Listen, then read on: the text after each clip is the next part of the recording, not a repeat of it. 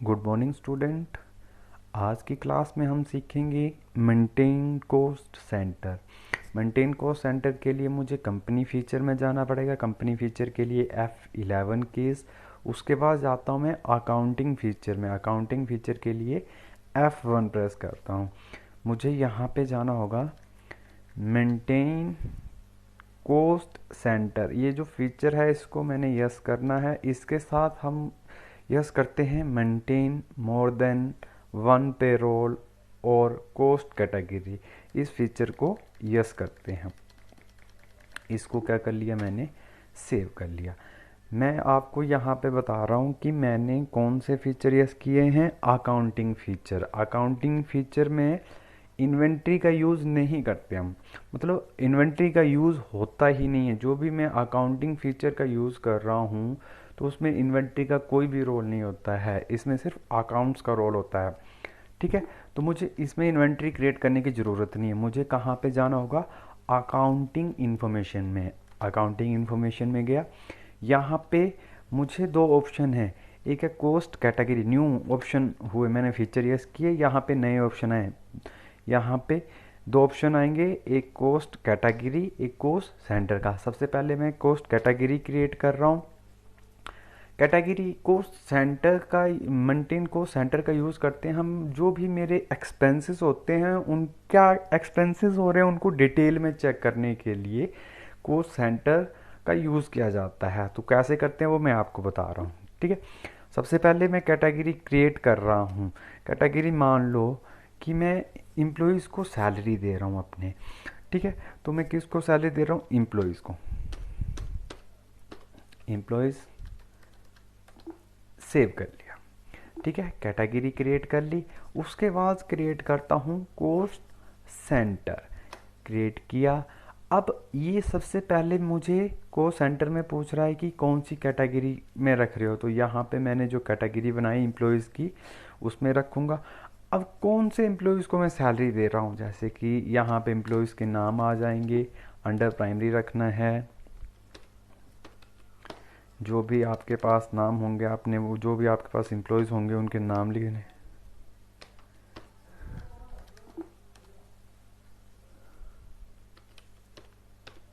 मान लो कि मेरी कंपनी में ये एम्प्लॉय है, मैंने इनके नाम ऐड कर लिए। बैक जाने के लिए एस्केप की का यूज़ करते हैं। ठीक है, उसके बाद मुझे क्रिएट करने होते हैं लेज़र। लेज़र कहाँ से क्रिएट करते हैं, अकाउंटिंग इन्फॉर्मेशन में लेज़र क्रिएट करता हूँ। अब मैं क्या एक्सपेंसेस कर रहा हूँ, सैलरी।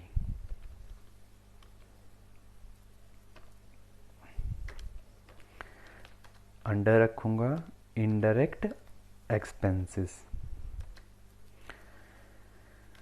यहाँ पे मुझे यस करना पड़ेगा को सेंटर आर एप्लीकेबल, तो इस यहाँ पे मुझे यस करना पड़ेगा। और इसको क्या कर लिया मैंने, सेव कर लिया।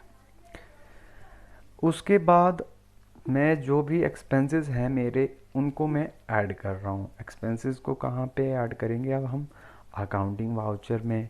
मान लो कि मैं एम्प्लॉयज़ को सैलरी दे रहा हूँ, तो कौन से वाउचर में होगी एंट्री, बिजनेस से कैश निकल रहा है तो पेमेंट वाउचर। पेमेंट वाउचर के लिए F5 कीज़ का यूज़ करते हैं।